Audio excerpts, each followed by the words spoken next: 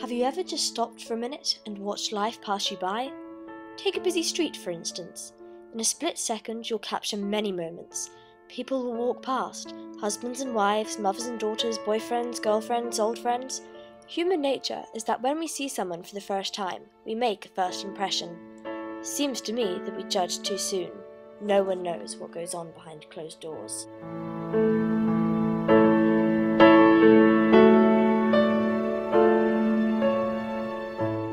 My name is Olivia, and I'm 17 years old. What's your first impression of me? Am I normal? Am I healthy? I used to think I was a normal girl. I was always busy, always travelling, always exploring, always smiling. I loved so much and had so many interests. I had great family and friends. I was growing up and living life to the full. However, unfortunately, things change.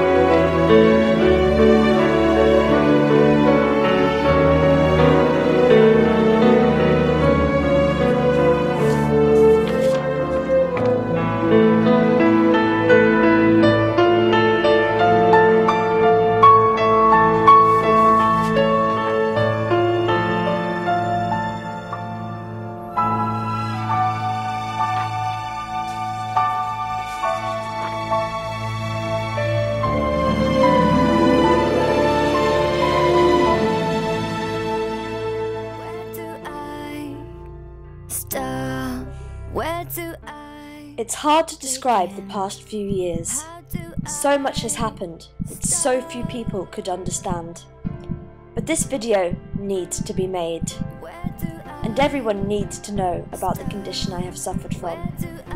Thousands of people worldwide are suffering alone, and not enough doctors are helping. When I was 11, I became seriously unwell with glandular fever.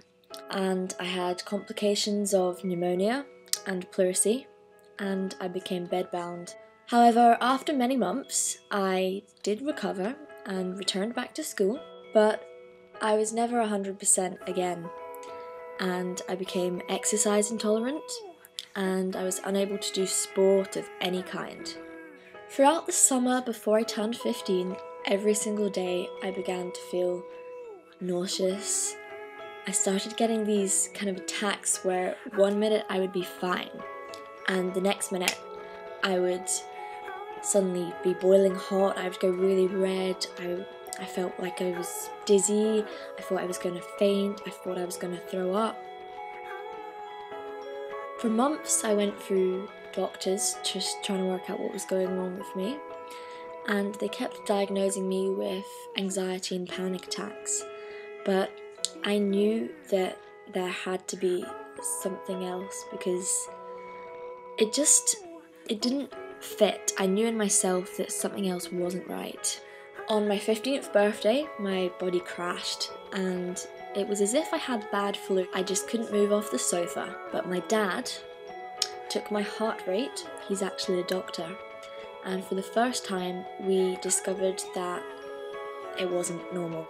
So as soon as possible, I saw a cardiologist, and he made me run on a treadmill for a particular type of test.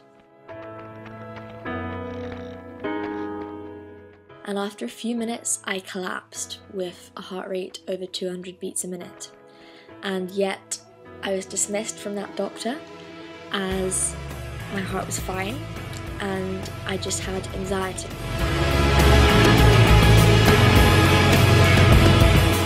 But from that day, after I collapsed on that treadmill, I was bedbound and I just couldn't move from that day on. For months and months, everything just deteriorated. I couldn't get out of bed, I couldn't sit upright, symptoms overwhelmed me, I was unable to do anything. I just felt so ill the whole time.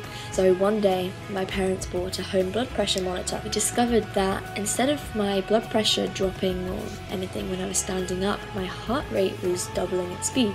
We researched it online and we came across something called Postural Orthostatic Tachycardia syndrome. And I appeared to fit every symptom, but the problem was no one I knew had heard of it before. Again, I went through numerous doctors until I found one that had seen a few previous POTS patients. He was a consultant cardiologist. He confirmed the diagnosis that I had POTS too. I felt so relieved to finally have a definite diagnosis. I had found that confirmation that I'd been looking for so long, that I wasn't crazy and it wasn't just all in my head, and I could finally understand what had been happening inside my body. But why am I making this video? I've just given a brief summary of the lead up to my diagnosis. But the problem is, it took me years to get a diagnosis. Years of confusion and frustration, severe illness with no advice, and so many misdiagnoses. Though I did get a diagnosis from a specialist doctor, he didn't know how to treat me. There is so little research into what POTS is and how it affects the body. How could I explain to friends and family what was wrong with me when no one understood? Was I ever going to get better? I mean, what's the treatment when doctors don't even know? Because POTS isn't well known about and my symptoms were so diverse, some doctors refused to believe that POTS was a real illness, and they continued to test me for everything else, like tumours and things. Because they still thought, what is POTS? I don't believe in it because I've never heard of it before. So I'm just gonna look for something else and pretend it doesn't exist.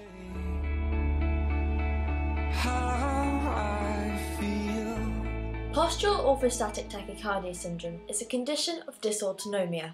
That's a really long word and kind of complicated. I don't understand. Dysautonomia literally means the dysfunction of the autonomic nervous system. Autonomic? Nervous system? I have never heard of that before. The autonomic nervous system is part of the peripheral nervous system, which controls a lot of important functions in the human body. If you think about what's inside your body, you have a lot of nerves. They're everywhere.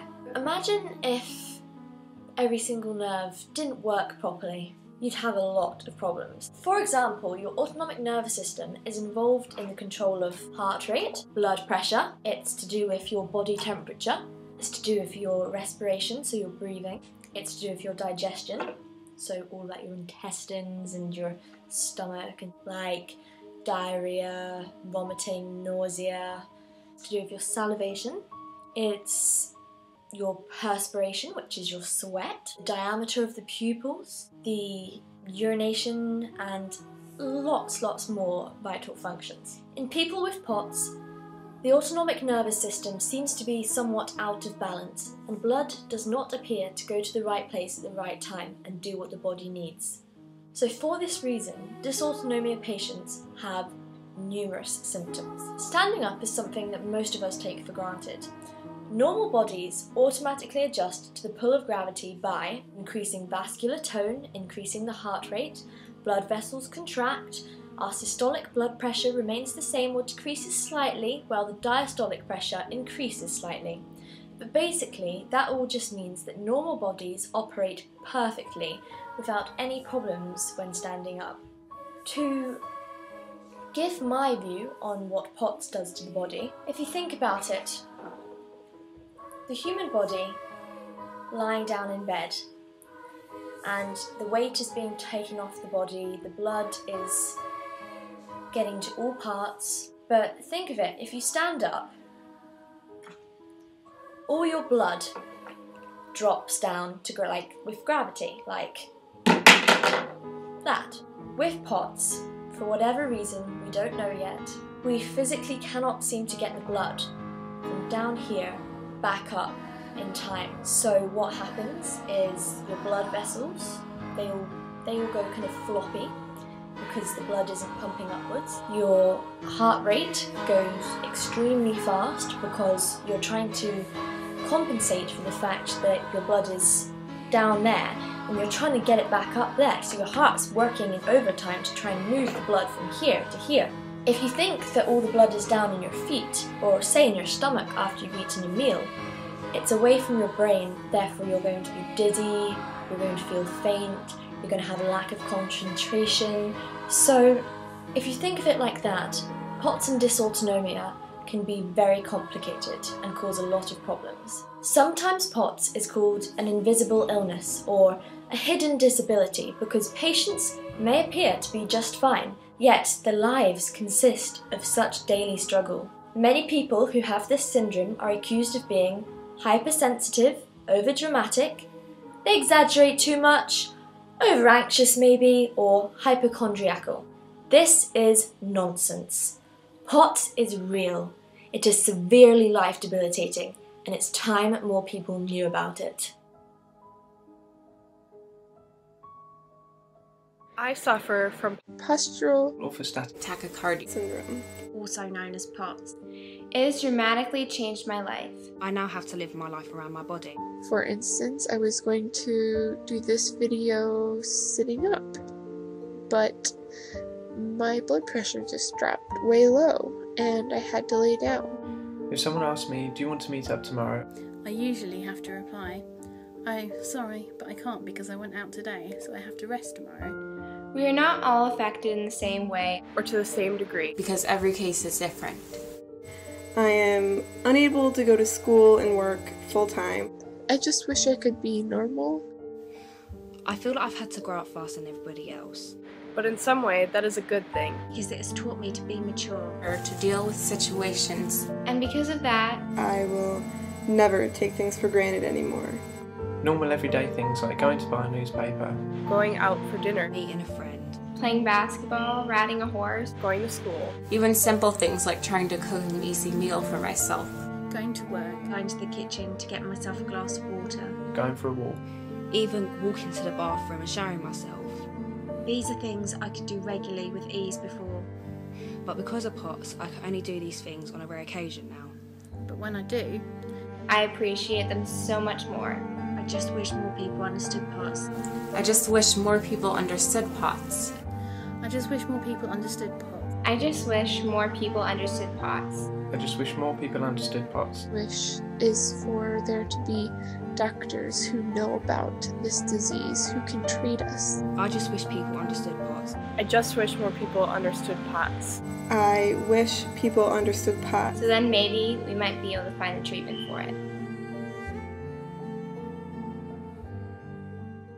I turn 18 years old next week. Over the last year, I am so happy to say that I have started to make huge improvements with my health. I am far from 100% better, but my life is now tolerable. I am no longer bedbound. Every day I can get up, get dressed and carry out normal daily activities. 3 years ago, I had to leave school with no qualifications. And a month ago, I started part-time college to catch up. My motto in life is everything in moderation. I have to pace myself. If I go out for, say, a 2-hour lecture in college, then I will come home, rest and sleep. If I'm going out to meet friends, I make sure little walking is involved and that there's always somewhere I can sit down. If I'm doing something important, I make sure I'm well rested beforehand and that I've got ready hours in advance. I always have to be prepared as to how I would cope if things took a turn for the worse. Every day is a challenge due to the symptoms that I still have. The symptoms, they haven't gone away, like the exhaustion and the nausea, but they are so much better than they used to be, and I am able to deal with them now. If you'd told me a year ago, when I was at rock bottom, that I would be doing all this now, I wouldn't have believed you. I can't believe that some doctors still didn't believe that there was anything wrong with me. Down below, when you're too in love to let it go, but if you never try, you'll never know.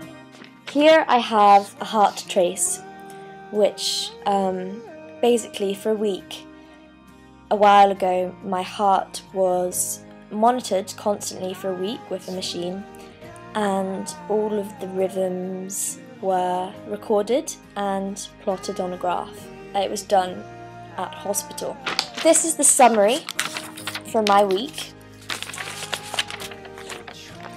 And as you can see, it goes up, down, up, down, up, down, up, down, up, down, up, down, up, down, with a minimum heart rate of 38 beats a minute and a maximum of 200.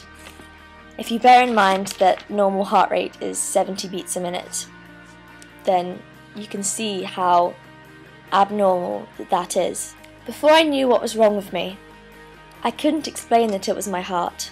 How does a 15-year-old know that what they're feeling is their heart? Anyway, I tried absolutely everything I could think of to get better. So many medications, therapies, holistic remedies, acupuncture. Literally anything I could think of, I tried.